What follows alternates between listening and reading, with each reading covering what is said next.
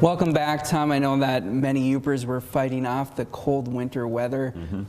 Pretty cold for my dog outside, but it didn't feel as cold as it looked on the screen. You're such a good Yooper. I'm You're getting fighting used to through it. the cold here. I should have a map here. I'm looking for a preview monitor on Max 1, and I absolutely have it up here. So what we got is a piece of the polar vortex sitting around Hudson Bay. And then we have another wave of energy coming in from the Arctic. I mean, this thing's cruising north of Russia and Alaska.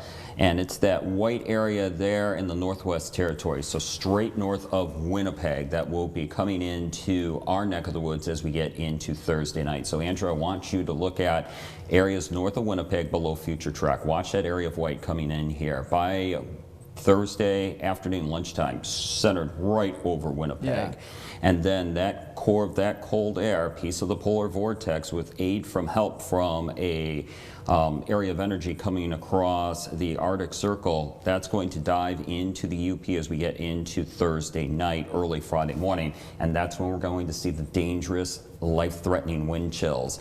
And then this cold core of air is just going to expand across the upper Midwest, the Great Lakes region, the Northeast. Core of the coldest air looks to be over the province of Quebec. But I'm going to widen out the view, Andrew, and show you how far south this goes, all the way to the Gulf Coast as we go into the weekend. The exception is Florida.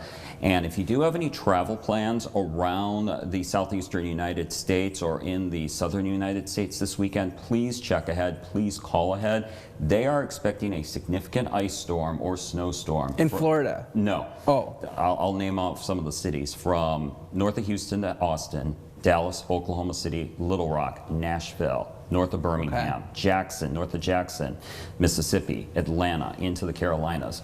Areas that don't usually get winter much, they're in for it potentially this weekend with either some significant icing or some pretty heavy snow. So everybody's getting in on winter over the next 5 to 7 days. Spring break will have to wait. Spring break will have to wait, or you're going to have to go to Miami or Key West or further south. All right. So that's the explanation there. Thank you, Let's Tom. head on over to the extreme cold watch, and that is in effect here until, or actually it is in effect for Thursday evening, Friday, and Saturday afternoon.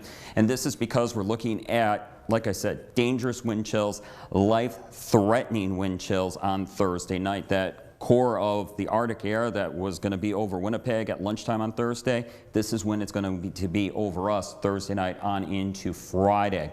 As we look at future track temperatures, I'm already going to jump you to Thursday, 3 o'clock here, and you can see it's already turning cold, even below zero as we go into the western UP. I got to remind myself, and I'm going to tell you, these are air temperatures as we get into early Friday morning. We got air temperatures between 15 below and 25 below along the Michigan-Wisconsin border, elsewhere well below zero temperatures, and temperatures don't even improve much by the time we get to lunchtime. Now let's talk wind chills. Already by 3 o'clock, we are looking at wind chill values already very low to even dangerous. And then look at these wind chills by the time we get to your Friday morning. We could be seeing wind chills in the far western UP early Friday morning, 50 below zero or colder. Elsewhere across a good portion of the UP, we're going to have wind chills anywhere between 30 below zero and 40 below zero. So this isn't cold to mess around in. If you do have to be outside for any length of time, make sure you're dressed warm and in layers, and make sure the pets and animals have somewhere warm to go. Let's talk lake effect snow here for the rest of the night. The snow could add on up a little bit in some localized spots, upwards of 3 to 4 inches of snow in the Keweenaw Peninsula. And then when the lake effect gets going with this Arctic air mass that will be coming on in, we could be looking at the numbers adding on up here, not out of control, but adding on up in terms of snowfall totals in the snow belts here. And these numbers could approach locally 10 inches of snow in this 48-hour time span. But the main thing is, in these lake effect snow belts, if you're going to be driving in them, be ready for sharply reduced visibility. Winter weather advisory for the rest of the night for the Copper Country. Temperatures right now are in the single digits to around 10 above, and they're not going far the rest of the night. Single digits tonight. If you do want to get anything done before the Arctic blast comes on in, get it done tomorrow. Temperatures are in the teens, because as we look at Marquette's forecast, we got 15 for Wednesday, 5 Thursday, 5 below Friday, 0 on Saturday. And look at your lows for Marquette. 15 below Thursday night, 17 below Friday night. For Munising and Grand Marais, 18 on Wednesday, and then colder Thursday and Friday. 16 for the east on Wednesday. Along Lake Michigan, we'll try to get to 20 on Wednesday, colder Thursday, and then really cold on Friday, but mainly dry. And then for Houghton and the Keweenaw Peninsula, 19 Wednesday, 9 Thursday, 2 below on Friday, 18 for the Michigan-Wisconsin border area on Wednesday. And then look at Friday's high temperature, Andrew, along the Michigan-Wisconsin border, 6 below 0.